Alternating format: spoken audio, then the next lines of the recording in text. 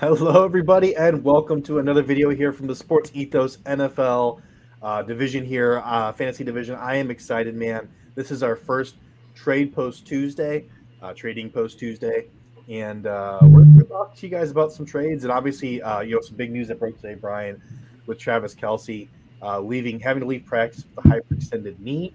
I know he's getting some testing done. We don't have any additional information for you guys on that just yet, but I am curious to kind of hear what you guys have to say about how that affects the Chiefs, and then if there's any kind of fancy pickups there. But before I do that, I do want to just go ahead and just say we're going to be doing this every Tuesday. If you guys do have any questions about any of the trades you have in your league, I'm going to throw this up here. Just go ahead and give us the league size, the settings, and any additional information that may be pertinent, like if it's a salary cap league, if it's an auction league, that kind of thing.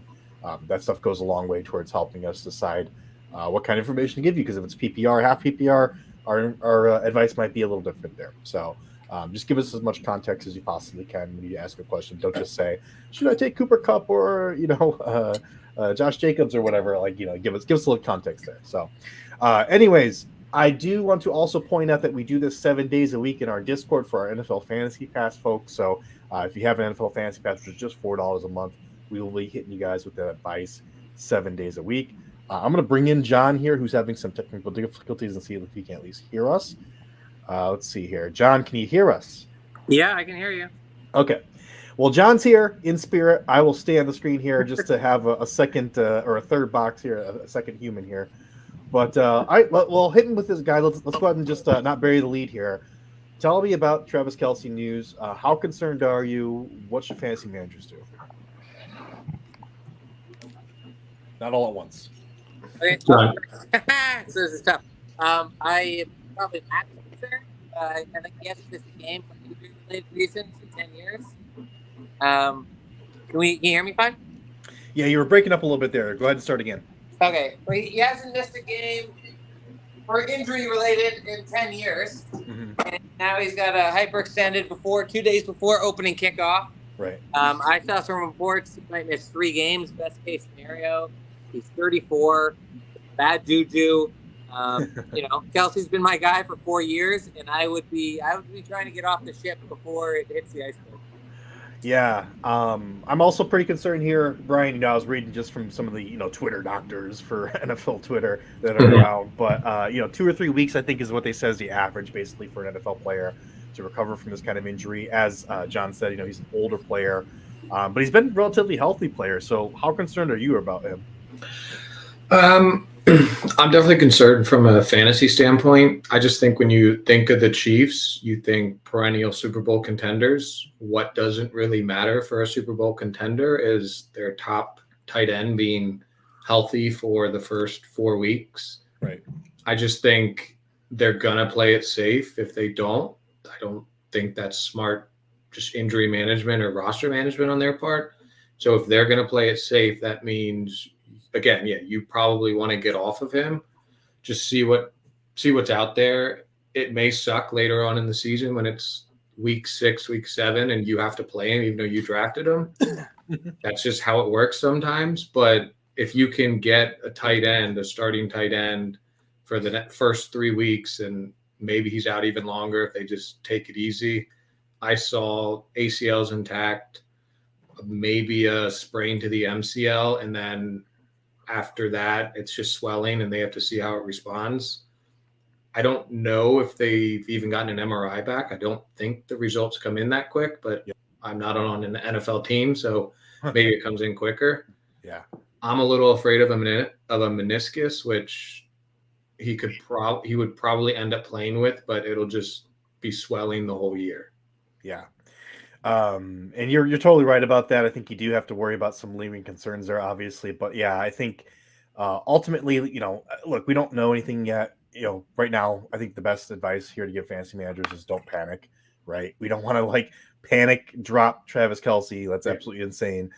We don't want to go. I mean, I think going out and grabbing one of the backups over in Kansas City is a smart move. If you have some dead weight to cut at the end of your bench, obviously, or you have an IR spot, you can stash a guy there and go grab someone. But I'm not jumping over myself to grab those guys. I think they're fine, but they're not super high ceiling guys to grab. So I think right now, just everyone calm down. Let's get the news. Let's see what's going on. Don't it could be a season-ending injury. We don't know. It could be nothing. He could play on Thursday. We just don't know. But obviously, just don't overreact. All right, I so disagree. I think you should panic. disagree. You think I should? He just wants chaos. He just wants to be the Joker. I think you got a short window before it comes out, like with Cup, where you got managers who think, I can get Kelce for 80 cents. I know a guy paid $73 for him in the auction. Before it comes out that he's out 4 games or that he's out Thursday, try and get Kyle Pitts and, Devontae Smith or Jalen Waddle, right? Try and get 2 good assets. And people loved Kelce, right? Yeah. If people think they're getting Kelce at a deal, but they're actually not, then you actually probably end up winning the trade. Well, yeah, it is a trade show. So, yeah, what do you think about that, Brian? I mean, do you think you can get 2 good assets like that back? I like the mindset as well of like try to get either it's get a safer tight end and an upside play at a different position, or kind of a upside play at tight end, whether it's Pitts like that, and then like a safer play at another position. Most likely, if you drafted Kelce, it was in the first round of a snake, or you spent a lot of money in an auction for him. So the rest of your team will be probably shallow at either running back or receiver. If you find somebody, look at the person who was annoyed you drafted him in a snake or bid 71 when you bid 72. Yeah. And just see if you can get another solid tight end and a startable running back or wide receiver with some upside. I like it. Any additional insights there, John? Oh, I was going to say, if Kelce's out 4 weeks and you paid 73 or a first-round pick, you're probably your best case scenario, you're 1-3. Mm-hmm. Yeah. I mean, that early draft capital, like you said, I mean, just starting out, I think Shane was the one that posted on Twitter. If you guys don't follow Shane, you absolutely should. He's one of our NFL division contributors. But I think he posted something like 26% of managers who don't, have a winning record after week 4 or something like that, or don't go on to the playoffs or something like that. I'll have to look it up exactly what it is, but a good start is important, obviously, in fantasy football. So there's reason to be concerned here, but I still am of the mindset that we shouldn't freak all the way out. Maybe John, I guess you're a little bit different there, but it is a trade show. Let's turn our attention now to some trades here. I know we don't have any questions just yet, but if you guys do have any questions, you're out there watching and just tuning in, go ahead and drop them. I'm just, again, asking you guys just to give us as much context as possible there in that message. But Brian, I think you said you might have a trade from earlier, or just that you maybe just completed that you want to kind of run past us. Yeah. So in my auction league, I'm very Eagles heavy. I have Hurts, Brown, and Smith. And I even traded again. I traded Deontay Johnson, Pittsburgh Steelers wide receiver, and Cole Kmet, Bears tight end, for Dallas Goedert and Sky Moore. So I went even further into my Eagles stack, and I liked it. I'm kind of going all in on that, but I'd be curious what you guys think of that value. I mean, it's pretty much just a Deontay for Goddard trade, right? Yeah, I mean, I like the Sky Moore pick or trade a lot more now, but yeah, that's true. At the time. I mean, again, like the thing people got to learn with trades is you got to know what the league settings are, right? Yeah. Right. If you're a 3 wide receiver with a flex, then Deontay Johnson's a lot more valuable, right? But if it's like our Fantrax league that Keith set up with 2 wide receivers and no flex, wide receivers don't have any value. So I'd much rather have Goddard than Deontay Johnson. Yeah, I'm a 1 quarterback, 2 running back, 2 receiver, 2 flex league. Okay. So it's similar to probably the 3 wide receiver, 1 flex. Majority of the flexes in that league are receivers, just based on value. Like 25 to 36 in running back ranks is a lot worse than 25 to 36 in wide receiver ranks. So you just normally end up with more receivers. And having Devonta and AJ already, I just felt I can find a flex. I can put Sky Moore in at flex, have an upside flex instead of a safer one at wide receiver. Yeah, you're losing that Eagles bye week regardless. That's the mindset. Hey, you have 1 week, but you have all that upside, so I think it's fine. Yeah, again, I think just speaking to that point you said earlier, though, John. I mean, obviously, that's one place where you can take advantage of people as well as just people that don't necessarily know the settings of their league as well as you do. I got into my family draft yesterday actually, and I realized in round 2, luckily before I picked, that it turned in from a 1 QB league at one point to a 2 QB league, which I didn't. I don't remember them saying anything about it, but they're like, "Hey, there are multiple messages," and I'm like, "Okay, sure, maybe there were. I just didn't read it." So I was able to adjust on the fly there. I wasn't going to go early with QB, but I ended up snagging Trevor Lawrence just as like I want one of those top 8 guys, especially if it's a 2B QB league. I want to have one of the top talents there. So, but not knowing that, again, there's 2 wide receivers and 2 running backs in there. So, like you said, wide receivers are a little bit devalued there. Maybe I can pull off a trade for a running back, to strengthen my running back room when I don't really need those wide receivers. So, just know your settings, know where you can take advantage of people that don't necessarily know the settings as well. But I think we wanted to talk also about just kind of some buy low and maybe some sell high options out there for people. So, John, any guys that kind of ring your bell there when it comes to buying low on them right now? What about Cooper Kupp? You buying low on Cooper Kupp? No, not even if he was free.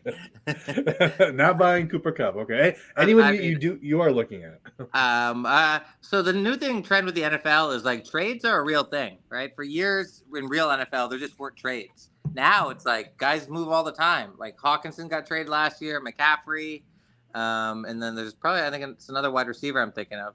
I can't remember, but so like I think targeting players on bad teams that are maybe more established, like Mike Evans, I think is maybe one of the best buy low guys, right? He said he's not negotiating after week 1 or something. So, and the Bucs are going to be terrible. So like if he ends up the Chiefs, what if the Chiefs trade for Mike Evans, right? I got him for $6 in the auction. What would he go for then? 31, 32 bucks? So yeah. I think the move is you kind of like try and figure out a couple guys who've got a good chance of getting moved to hopefully a better situation. Go for a buy low, and you could hit the jackpot, or maybe you just get them where they were. So looking at guys on the Cardinals, the Bucks, I mean, just teams that are just absolutely miserable. Maybe even the Titans. Some of those guys over there. What do you think, Brian? Yeah, I mean, I think I like that like narrative of a player. You brought up another good narrative. It just depends if he's healthy or not. We brought it up in the Discord, which again, if you have any trades you want to do, join our Discord. It is great. Sign up for the fantasy pass and you can ask any question on basketball, football, whatever. Yeah. Great value. But you brought up Zach Ertz. He's a veteran. He's probably on the downslope of his career, but he has value on a good team. Say Kelce is out and Ertz gets traded to the Chiefs. Everyone's picking him up on the waiver wire. Like that's something that, yeah, it might be a buy low now, or it could just be a stash on your bench. Like drop your kicker until Sunday night. Yeah. Pick him up and then like just in case something happens, because you never know. Yeah. I think that type of, the Mike Evans, the Chris Godwins. I don't see the Cardinals having other talent. Like they're probably going to keep Hollywood Brown for now. The rest of their talent is, I think, on the defensive end that they might trade. I'm trying to think. But like those are the options. And then I like the buying of like the 2 injuries we've had. We've had Kupp and we've had Kelce. So with Kelce, he's been the safety valve, I think, for Pat Mahomes for a while now. And that wide receiver room just is pretty new. Again, this may just be a pickup, but MVS has the most. Marquez Valdez Scantling. I definitely butchered that. But has the most snaps with them. I think he could become a startable flex option. That's a good one. And then Kadarius Toney, ever since he got injured in the preseason, he was the number 1 guy that we were going for in the Chiefs, the highest upside play. Yeah. And ever since he got injured early on, it's kind of been going down and down. So now Sky Moore's who we're looking at. Yeah. Like that talent's still there, and he's been clear for full participation in practice. That could be another buy. And I think my last buy is Tyler Higbee. Could be a great target if you have Kelce now. If Cooper Kupp's out for 4 weeks, like who else is going to get the ball? I think Higbee could be the target leader on that team. It's not a great team, and yeah, it could be up and down, but that type of volume is great at the tight end position. The one that you mentioned that was interesting to me is Kadarius Toney, which I've been buying him up in best ball left and right because I think it's just insane because he's going to play week 1, and I know that the injury history is there, but like the upside is absolutely there. And I think and we don't know anything about Travis Kelce yet, but I think if Travis Kelce ends up missing several weeks, I think that actually might hurt Sky Moore. I actually just, if you're part of the wager pass at SportsEthos, I actually just bet the under on his his receiving yards prop, which is at 40.5, which it opened at 37.5, so they added 3 to it, thanks to Kelce being out. But I think with Kelce being out and not occupying the cornerback and the safety on that side, it's going to be more difficult for these wide receivers to get space, I think, and so it's going to be harder for Sky Moore. I think they're going to opt for like a bigger body like a Rashee Rice in there for more downs, honestly, because Sky Moore is just such a small guy. But like speaking more to the general point there, Sky Moore's got so much hype behind him. That's a guy I'd be looking to maybe sell on at this point because he's got his ADP's just climbed so much over the last month or so. And then Kadarius Toney, like you said, he's a good buy option because that injury happened and then everyone just kind of forgot about him. So what are your thoughts there, John, on the Chiefs guys or any other situations where you're seeing kind of a riser and a faller that's kind of clear like that? I don't know. It's so tough with Mahomes because elite quarterbacks get to a level where I like to call them like communists, where they don't just favor one guy; they'll just spread it around. Like Mahomes will have those 3 backup tight ends and hit them all. So like I think Sky Moore will probably go off on Thursday, maybe get 100 yards a touchdown, but then the next game he might not get anything. So it's like I don't think you can trust anyone in the wide receiver room for the Chiefs unless somebody does it. At least three games in a row. But because there's a lot of guys, and Mahomes is so good, he can make anyone good. So are you not going to take the risk on any of them? No, I'm not going to take the risk on any of them. I've watched every Chiefs game. I think I've watched every Mahomes game of his life, and he makes every read at the same time while scrambling and like not looking. I don't think he even knows who he's throwing to half the time. I kindly disagree with that, just because 5,000 yards has to go somewhere. Yeah, I agree. Yeah. No, and they're lottery tickets. I mean, I think there's 5 chances. You got 20%. If I had Sky Moore, I'd be talking myself into it. Sure, but Tony, no, he gets hurt warming up. I just listened to the pod today where he showed up to the Giants training camp with like the wrong size cleats. Like he's not a guy you can trust. Yeah. He's not a guy you can trust. Well, let's give some general advice, since we don't have anybody jumping in here and ask us any specific questions here, but just general advice about, it's scary, right? It's scary to get a trade request and it looks good to you on paper. And then you like accept it. And then like 2 days, I've had this plenty of times in basketball, especially it's like 2 days later, I realize, oh wait, this isn't exactly what I was thinking of, or just doesn't turn out the way you want it. So it's not, super easy to hit that accept button, but in general, John, like what are you looking for that makes a good trade for you? I mean, obviously we all know buy low, sell high. Those are just, absolute givens. You should be doing that. But like what else, gets you from, okay, this is interesting to hit the accept button? Yeah, that's tough. I mean, I'm a big fan of the 2-for-1, give up 2 assets to get one so I can grind the wire, best guy in the trade. I like that, but trades should be process over result, but they end up almost always just being results based. So you kind of want to look at the schedule.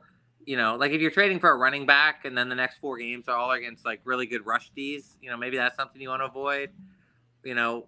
I like to wait a little bit more into the season and see where I'm at, and then I like to pounce on weakness, right? Where if I'm 4-0, 3-1, and a guy's 0-4, and then he lost, Devontae Adams for 2 weeks with a fractured finger or something, like that's where I like to try and leverage guys and be a bit of a scumbag. Brian, any kind of general advice out there for people that are considering trades? I mean, I kind of agree with the process over results. Definitely, like everyone knows that like when you're getting into a trade conversation, everyone knows that you want to win that trade. Great. What like two people can win a trade if it's good for both their teams. When in John's example of you have a team lower in the standings just had an injury to their best player, guess what? They can't afford that because they need players. So if you give them two solid starters for a stud that you can pick up later on and you can afford to lose, both sides win there. And I think you can't really be afraid to lose. And one thing I do, Keith, you definitely notice this in the basketball league. If you make enough, it's almost like betting where you just have to win more than 50%. You can end up losing a trade, bummer. But if you keep doing it and keep going with your process and you have a good process, you will get ahead. Like last season, I started my like main friends league with Derrick Henry and Christian McCaffrey. I ended up getting off Henry for Devonta Smith, Dallas Goedert, and Dalvin Cook. I then moved Dalvin Cook for like, I just kept moving around. I ended up with Austin Eckler and I kept Dalvin Cook. I ended up with Austin Eckler. I had Devonta Smith and traded CMC for Diggs and then gave Diggs to my Bills fan for Eckler. Like you can just keep kind of going in and out. And I probably lost one of those trades, but in the end, I just liked the way my roster looked more. And I think that's the mindset is if you keep going with the process, you don't get discouraged by losing a trade. You don't get discouraged by that group chat that goes off the moment a trade is made and says, oh, who won, who lost? Like nobody knows. And I don't like that mindset because it almost discourages people from being the ones to fail. And I think trading's super fun. It's a way to keep everyone active and engaged, and it's a way to bolster your roster and fix weaknesses. Yeah. I'm not as active of a trader. I figure I draft my guys. Here's my thought. So I'd say 4 or 5 years ago, and of course I'm more of a fantasy basketball person, but 4 or 5 years ago, my philosophy was I'm just gonna pretty much reject 95% of trades, just because if you're offering me the trade, that says to me that you see something to take advantage of in me, and if I don't see it or whatever, why would I buy something that you're trying to sell me if you think you have an edge on me, right? So inherently, I felt like I was going into those discussions where they're seeing something I'm not, and so why would I walk into that willingly, right? But I think as time's gone on, and I've gotten a little smarter with how I handle those things. Obviously, if I feel that way, I can shoot out a counter and really try to gauge what the other person's trying to think, or why that's the case. Some people are more open about what their thought process is than others, right? So engaging somebody in a conversation obviously is the best way to go, and see how many clues you can get to why they're getting there. But yeah, I think I'm more open to trading now, but in general, I still have that mentality where it's like, all right, if you're offering me something, that means that you see something I don't, or you're trying to get something over on me. So I like to be the one offering trades if I'm doing the trading, honestly. Yeah. I don't think I've ever accepted a trade that somebody's offered. Yeah, right. You always want to counter, right? You always want to try to counter. It's just I know it's going to be garbage, but yeah, I think the key for trading is to know your league settings and how the league's going to go. Like if you're in a 10-man league, if you're doing a 2-for-1, you don't want the 2, right? Because the wire is going to be really hot, so you want extra spots. It's like I'll make 2-for-1 trades just to essentially free up the spot because I know there's somebody I want to pick up. Yeah. Absolutely. Okay, I'm going to go through some trades here that I'm just finding online here and see what your guys' thoughts are here. 10-team Superflex PPR, 4 points for a passing touchdown, 25 yards per point passing yards. We don't need all that. We don't need all that. We've got one side is Burrow, Joe Burrow, Jamar Chase, and Rashad White, and the other side is Josh Allen, Ramondre Stevenson, and Christian Watson. Which side do you guys take in that? No brainer. No brainer. What's your side? Well, I'm not going to answer first. He's practicing to copy me. What's your answer? Christian Watson, but I like the stack more. Oh, I'm taking Josh Allen. No, okay. So we got a little disagreement here. So why are you taking Josh Allen? Well, Burrow's day to day, so he might even miss a game. Week 1. I don't want my QB with a calf strain and a bad O-line playing in a great defensive division already day to day. Plus, the third, Christian Watson's going to be awesome. Yeah, that sack is nice though. Ugh, but I like Josh Allen. It's interesting. I know Joe Burrow is going to play week 1, or he's probable for week 1 at this point. I think he's a little hobbled, is what I've read. Maybe a little limited in mobility there, but he should play and suit up there, and it's going to be a rough matchup week 1 for sure. But why do you take the sack instead, Brian? I mean, not to tease, I was just on the road show this weekend, and my MVP pick was Burrow, and my Offensive Player of the Year pick was Chase.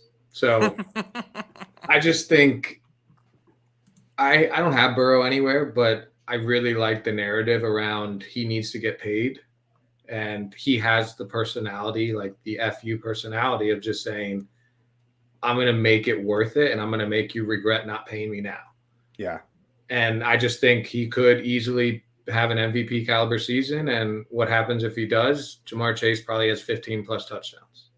Yeah. True that. I want that. And I think I don't really like Ramondre Stevenson. So I don't think that upgrade at running back is that great compared to Rachaad White. I think they're going to be similar tiers. Yeah, Stevenson will probably be at the higher end, but I don't see that big of a difference there. Ridiculous. So I understand Josh Allen's a better quarterback. I just think you're getting such an upgrade with Chase. That stack adds so much upside to your team, and I don't hate the RB downgrade. Fair enough. I just had something up here, and of course I scrolled. Now it's gone. I believe it was Pickens. So George Pickens. It's half PPR. George Pickens or Khalil Herbert? What do you say there, John? Ooh, that's pretty sexy. I mean, I don't really care. I would make the trade just because I like trading, I guess. But I'd rather take Pickens because I know he's kind of a stud, and I trust in the Pickett leap. Where Herbert, I think he was 5.7 yards per carry last season, but the O-line sucks. Fields might steal some touches. Plus, they got 2 other running backs. He's a little sketchier. And, I mean, Pickens has got 10 touchdown upside. I mean, I'm on the hype train. I bought a whole carriage. I'm stretching out. I'm ready to go. I think it is a very even trade, though. I think you're right, though. It could go either way. I mean, it just depends on what you need. But there's some question marks for both of them, right? I mean, Khalil Herbert, obviously, the beginning of the season, at least, the first probably 8-9 weeks, he'll be solid. He's going to be the starter. Going to get most of the snaps. But Rashawn Johnson, I mean, everyone's talking about towards the end of the season they might lean more into him. I don't know. It might happen, might not. And obviously Donta Foreman's there as well. So there's some question marks there. And then Pickens, obviously Deontay Johnson, still ahead of him in the pecking order. I mean, he still exists. So I don't think there's a huge question mark there with Pickens. I think maybe if I had to, gun to my head, I'd probably go Pickens here. But what's your answer there, Brian? I mean, I think that could be a win-win depending on the rosters. If I'm RB heavy and I want a receiver, I'm sending that offer. If I'm wide receiver heavy and I want a running back, I'm sending that offer. So I do it's pretty even. I do think if you're in a 3 wide receiver league, it brings Pickens a little higher. I am not on the Pickens hype train. I think he's great at catching deep balls and going up and catching over people, but that's not all of football. Part of it. It is, yeah. But sometimes you can throw a jump ball and it'll look great, or Deontay Johnson's going to have 3 yards of separation. You can just throw him an easy ball. Just my opinions. I think he looks great. I don't think Pickett's going to be like a top 15 quarterback after this year. I think he could be a very middle tier, and that's fine. That might be all the Steelers need. And I tend to just I think when you have a starting running back, that's harder to find than a starting receiver because you have 32 starting running backs. You have at least 64 starting receivers.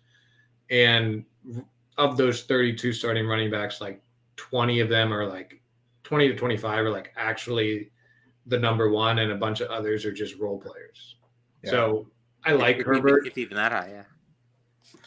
Yeah. It's a fair point there. I think there are still some question marks about whether or not Herbert's going to be all season the number one guy. Absolutely, clearly, I think I just have a hard time buying that, honestly. But It could happen. It wouldn't surprise me. All right, I saw this one here. I don't have any insights as to what the league settings are here. So do please shoot that to us if you're going to shoot us a question. But Brees Hall for James Cook. Cook has been rising here in ADP. Brees Hall has some question marks associated with him. What are your thoughts there, John? James Cook all day. I mean, Mm. if Brees Hall, like, I think best case he's splitting snaps even if he's healthy, right? They got a terrible O line. And the thing with Rodgers, these old QBs, when they get down to like the 1 or 2, they love throwing touchdowns instead of running them. Right? That's what Rodgers would and Brady, right? They do the fade to Mike Evans or Devontae. I mean, you can say the same thing with Cook with Josh Allen stealing TDs, but I don't know. Give me the youth, give me the upside, give me the breakaway speed over the guy over the ACL with another Pro Bowl running back, competing for carries. All right, what's your answer there, Brian?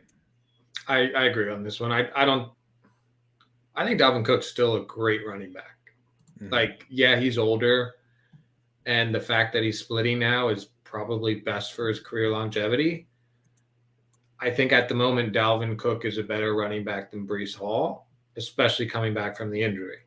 By the end of the year, could Brees Hall take over the load? Yeah, but like, you have to get to the playoffs for the playoffs to matter. If you're waiting 5-10 weeks for him to get a groove on, be completely healthy and trust the knee, and you're starting him throughout that period of time, you're not going to have good results and you're not going to win as much. So I like Cook. He's a little safer because we know that he's the pass catching option. I like James Cook, that is. I think with the Jets, the pass catching option could be either one of them. They're both pretty versatile. They're both solid running backs, but I think James Cook, is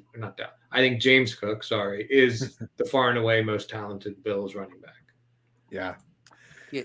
So the thing with trades, when say you got a trade and you don't know which way it seems even, the key is go look at the fantasy playoff schedule, right? That can be the differentiator. Like if you're trading for Khalil Herbert and then they're playing the Niners, Niners and the Steelers and the Browns in the fantasy playoffs, and then you go look at Pickens and it's like the Jags, Chargers, and the Ravens past season would be terrible. Like that can be a huge difference maker. So I'm a huge fan of doing that. Mm-hmm. Absolutely. That's a good point there. Okay, going to do a couple more here. I've got this one here. And guys, again, if you aren't in our NFL Fantasy Pass, go get it. It's $4 a month, and you get that 7 days a week where you can jump in and we'll give you advice on whatever trades you get. That's just part of the perks here of signing up with us at SportsEthos. But let's just talk about this one here real quick because I think it's important. Cooper Kupp, you want to trade him away? What's a realistic wide receiver target right now for you to trade away? I know John's going to say somebody terrible, but let's go with Brian first. Brian, what's a good realistic wide receiver to trade Cooper Kupp for right now, or try to trade him for at least? I would go. I'm trying to think. Like, I've been through a mock draft, and it was like at the point. It's like after the T. Higgins, after the Waddle, Smith, T. Higgins. I think that's a solid. The news just keeps getting worse, but like I keep getting lesser and lesser confident just due to that team. Right. At some point, maybe Sean McVay says, I'm bored. Matthew Stafford, go cash in, have a lower back problem from being old, and they tank for Caleb Williams. Like, I don't think that's completely out of it. I hope they don't do that just because Cooper Kupp's a fun asset, but I'm thinking someone in like the 15 to 20 range. I think if you can, like, of pre-draft rankings, I think that's a solid target. Wide receiver 15 or 20. Yeah.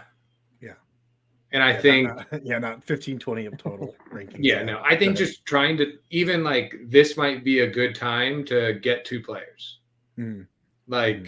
Try and get two startable assets and just hope. Get two startable assets with some upside and hope one of them hits. And again, I just don't think Kupp's going to be playing that much. You re-injured the hamstring already. Like, it's just going to continue being weak unless he gives it a bunch of weeks, and no one wants to see him out 6 weeks. All right, John. So Cooper Kupp was still drafted in my 10-team family league in the second round. So obviously some people out there are dumb enough to take him. So who's a realistic wide receiver target for you? Let's put some names to it if we can. I mean, I'm just thinking of our Fantrax league. I mean, Christian Kirk, like, I'd still probably say no. George Pickens. Yeah, there you go. Yeah. I mean, I'd take him to Pickens any day, but I mean, I just think he's probably missing 3 to 4 weeks. The Rams are going to go 1-3. Their team's terrible. They got what 35 undrafted free agents. Stafford's was going to retire. I mean, what he's going to come back. Cup's going to play a few games. There's just no chance he's playing fantasy playoffs. It's ridiculous. You're getting probably 6 games max, and there might be 6 great games, but it's just you don't trade for injured players at the beginning of the season with the team has nothing to go for, and it's a hamstring. It's just ludicrous. Would you rather Cup or Taylor? Jonathan Taylor. Yeah, you say Cup or I'm taking the or. pick the or. John's. I think that's tough. I mean, obviously, I think Jonathan Taylor. I think there's some real concern that he misses the whole season. Obviously, I think because the price that the Colts are asking for is just too high, and I don't know if they're going to come down off of that. I think that they're in a dick measuring contest, for lack of a better term, and I don't know which one backs down, if any. So, is Jonathan Taylor going to end up playing at all this season? That's a real question for us right now. And I know he's going like around 42 or so with the ADP, at least in best ball from what I've seen. And I'm not taking him there. I'm passing him. I mean, if he falls to like the 8th, 9th round, somewhere in there, then yeah. I think other people are more optimistic though. So what are your thoughts on that, Brian? I like the idea of Taylor. I don't know his exact contractual situation, but like what Chris Jones basically said, he's not coming back till after week 8, because if he comes back at week 8 it counts as a full year. So then for like the franchise tag and avoiding that. And I think Taylor could have a similar situation where he comes back at the end of the season. He's going to have to prove that he can do something if he wants to get paid. With running backs especially, you can't just be like, look at 2 years ago when I was really good, because the market's already so low. So he's going to have to ball out a little bit to actually get a long-term deal. So I think he will be incentivized just strictly from a financial standpoint of, I need to do something. And yeah, it might come at the end of the year, but at the end of the year, if you drafted well, you're going to be in the playoffs, and that'll be a huge boost. I drafted him in our Fantrax league. Yeah. No IR. I felt pretty safe. I already had Akers and Henry above him. So it's like, he's not starting ever, but if he hits and we have a huge bench and he's IR eligible, isn't half your bench full of QBs for the Cardinals? Yes. I'm pretty sure you got like 5 QBs in that league, so I love it. No, this is all solid inputs there. I do have one more for you guys here before we head out for the night, but it's a PPR league, and I thought this was kind of interesting here. Keenan Allen on one side, so Keenan Allen. The other side is Rachaad White and Cortland Sutton. So that's a 2-for-1 there, John. Are you liking that? Are you into it, or is Keenan Allen too valuable for you? If we're in 14-team league, maybe 12-team, yeah. Because I mean, Judy's got the turf toe, right? So right. Yeah. I mean, that could be weeks, right? I forget who had turf toe, and it was I think it was in the NBA, and they just Brandon Ingram, he was out like 2 months or something. So I don't mind that. Sutton, and was it Rachaad White? Yeah. Who I don't think he'll be able to run, but they got a pretty good matchup. They're playing early, right? So get a check down city, and Keenan Allen. I mean, man, older players. I think he's 31. He had the hamstring, missed 10 weeks. I don't trust it. Although I love that offense. So yeah, 12, 14-team league, I'm taking the 2. 10-team league, I'm taking the 1. All right, what's your thoughts there, Brian? I'm taking Keenan. I think. I mean, this will be an interesting show going forward. You guys keep disagreeing. Go ahead. Give your thoughts. Go ahead. I like both Sutton and Rachaad White, just from probably compared to consensus. I think Judy has always been like, the idea of Judy has been great. He's never really proved it. Sutton had Yeah, I think he could be, if he's the only option, great. Just targets to him. But that offense for the Chargers is going to be good. Yeah, he could get hurt, but so could any one of your players. Yep. It's just Sutton's been hurt a lot. Rashad White has never proven he can handle the full load. So, like, I can argue any player is going to get hurt, but I just think the talent and the upside of Keenan Allen with that is way bigger. Mm-hmm. But, like, if I'm a team that drafted a Cup or drafted a Kelce and needs just more spaces, more flex options, that's when I would definitely maybe take the twofer side, because you stick one in an IR and you're not replacing with a random person on the waivers. You're replacing with somebody who has talent and upside to perform. So there you go. A little context to your answer there. A little bit of insight on league size there would have been helpful. But again, going forward, we will get some more information from you guys. But that's going to do it for us for our first show here. Again, we'll be doing this every Tuesday at this time. You guys can count on it like clockwork here. So if you have some trades in your league that you're looking out for, or that you're thinking about shooting over to the manager, bring it to us and we'll definitely give you our insights here. I think these guys are both knowledgeable here. They've been around playing fantasy football for quite a while. So I'm Keith Cork. You can find me on Twitter or X or whatever you want to call it here at this place right here down here. There's Brian's handle there, and obviously down there where John can't point because he's the dark box is where John is. But yeah, go follow us on Twitter. We are there pumping stuff out. And again, the NFL Fantasy Pass is $4 a month. You'll get that. Like and subscribe. Please like the YouTube or like the video and subscribe to the YouTube channel. And we'll catch you all next Tuesday for another Tuesday trading post.